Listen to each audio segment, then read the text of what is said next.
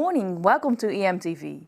The elections will be in just 6 days' time, and it's only during the next few days that many people will finally decide what to vote for.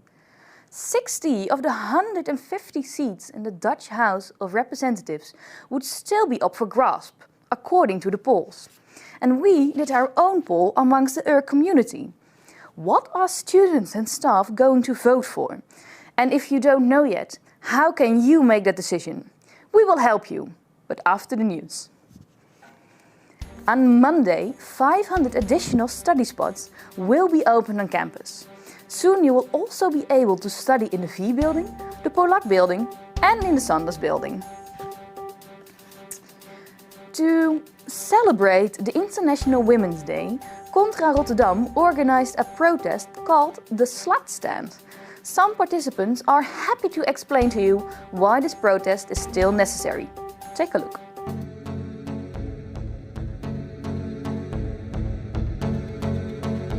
Even in Corona times, very important that we stay connected, that we are still trying to raise a voice against women's violence, for example. I'm here because we still need to fight for equality. I think it's a great way to raise awareness of what equalities we still have to fight for. What do you want to achieve today? So the elections are coming up and I want to make sure that the people around me know what they're voting for and know what's important to vote for. The Minister of Education has no objections to a second proctoring camera. Ingrid van Engelshoven told the lower house so in a letter. Educational institutes must make their decisions themselves, according to the minister. And in a moment we will talk with Nicky, Papilaja and Isa de Beer on how their podcast can help you decide during these next elections. But first, let's hear from our students if they have already made up their mind.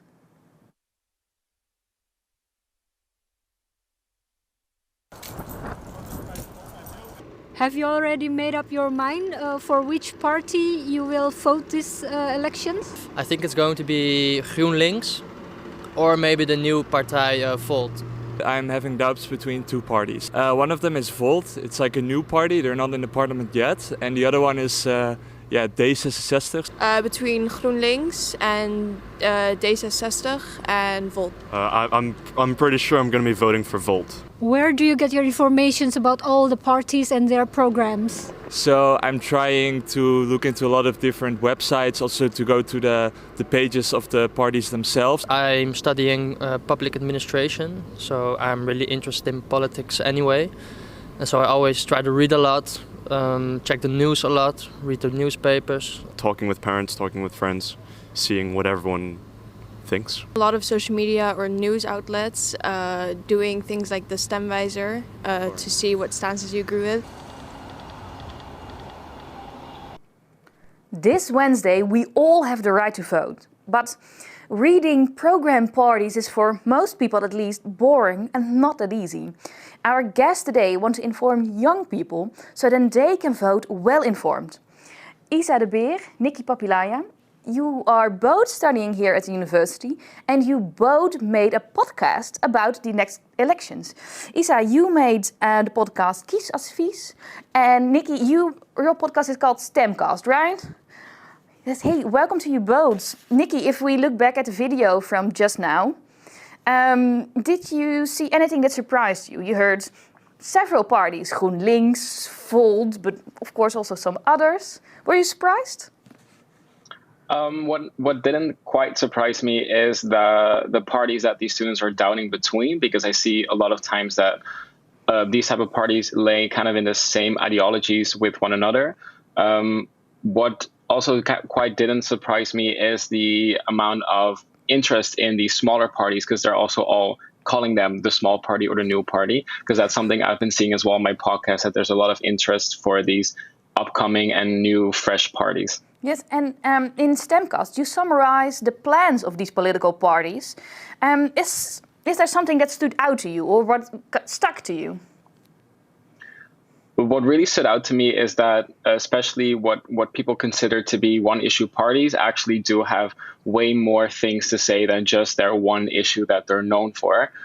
For example, the Freedom Party was quite often known to be anti-Islamic and saying some things that would not really make sense in a society that we live in today. Yet they do have way more things that they talk about in terms of healthcare or economics. And same goes, for example, for the small parties like Bijeen, who most people understand to be an anti-racism party or more so an activism party, which actually has a lot of different fields that they're active in. So that kind of surprised me because I didn't expect that at first hand.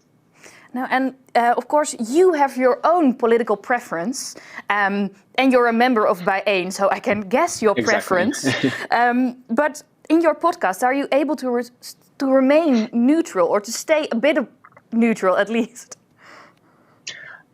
Yes, I am able to do that. I also announced that in almost all of my episodes that it's not really about what you're voting for. I couldn't care less in that sense because this is not a political campaign that I'm doing. It's really about voting because I'm concerned that, especially considering the coronavirus measurements, that some people will choose not to vote, or because they don't trust politics, they will opt out of the electoral process. So I really don't mind what you're voting for as long as you vote. That's kind of my main message of the podcast. And Isa, that is kind of the same, well, why you started the podcast. And in KiesAdvies, you and your co-host Iris interview members of youth departments of these political parties. And before you started this podcast, you knew, how should I put it, very little about politics, you said yourself. Where did you begin to educate yourself so you could make an informed vote? Yeah, that's indeed true. I told you when we just started the podcast that I never have been really involved in politics. I always thought that like these topics were very important, but also in my studies I'm really a beta and I never really found time to inform myself a lot. And for coming elections, so this year I really was motivated to inform myself a bit more. And what I started doing actually was listening to other political podcasts. So to NRC Haagse Zaken, for example, just a very, maybe the more famous Dutch political podcasts. But I came across the problem that none of those podcasts really gave a summary, for example, of the different parties. And this is actually what made me think of starting my own podcast. And now also Nicky started one, and there are actually at this moment multiple podcasts that are doing these kind of things. And I think that's also very nice because this way everyone can choose which podcast fits you best to inform yourself. And what surprising facts did you come across while making this podcast? Because you talked with a lot of different parties, right? That's true, yeah. So we tried really to talk with everyone. So at least the parties that are in the government now. And the general thing, and that was also mentioned before, and we also saw that in the video, is the small parties that surprised me, that really have some very good ideas and that can, I think, attract a lot of young people. And more specifically, I thought it was nice. It made me happy. Like it was a good surprise that there was only one party that wants to keep to the current loan system for students, and I think that that's really a hot topic among students. So, I was happy to read that only one party wants to. That's the VVD, by the way. Yeah. Want to keep it. Yes, and we asked staff and students from this university what they will vote for. And the most popular party, here it comes, is D66 among staff and students. But as we heard several times, smaller parties like Volt and Bijeen did well.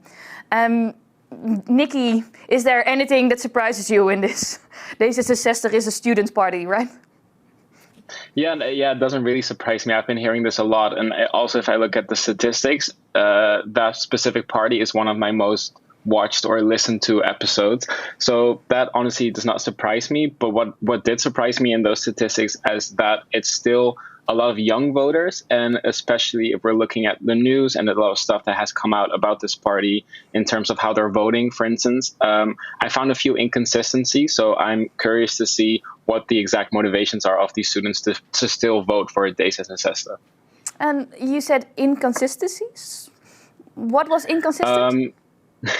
Yeah, so I try to look at for every party. So I did not make a distinction there. I try to look for every party. What exactly are they voting right now in the second chamber? So how are they voting for proposed plans? And is that in line with their program? And for some parties, among, for example, Tessa and Sessa, but also many others, they voted actually against what they would say they're standing for in their program. So that's kind of what I try to highlight to make especially young people aware, like, watch out and try to read as many different sources as you can to really collect all the information so that you can see through these type of things.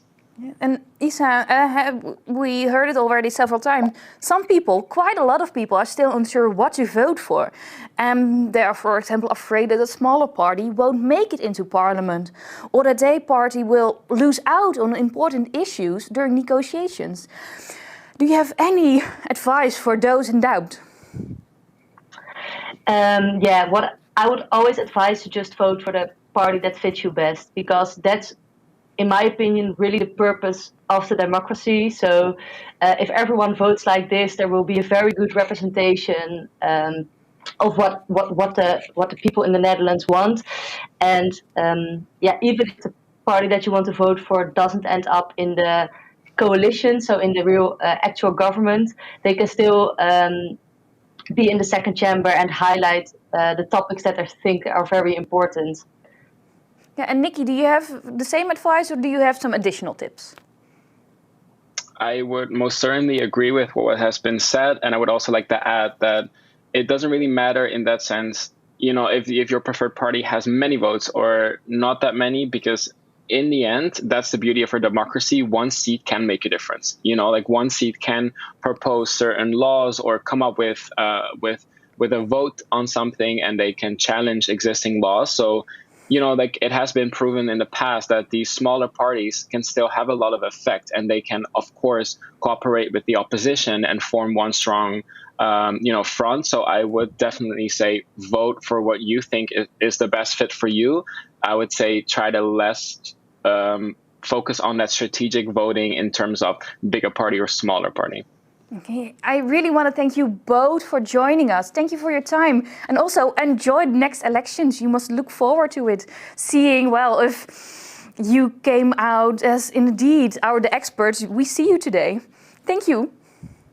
And the economy, job guarantees, these are subjects that keep the young generation busy. And we millennials, we know all about that. Tell me that you're a millennial without telling me that you're a millennial. I don't know, I've just really been struggling on figuring out how I want to put my degrees on the wall, because I have my teaching certificate, and I have my bachelor's degree, and I have my master's degree, and I'm just not sure how I want to arrange it, but I guess I'm gonna have to worry about that later, because I have to go to work. Thank you all for watching. EMTV will of course be back next Thursday and again at 9 a.m. Do you want to keep up to date with the latest news? Then please go to erasmusmagazine.nl.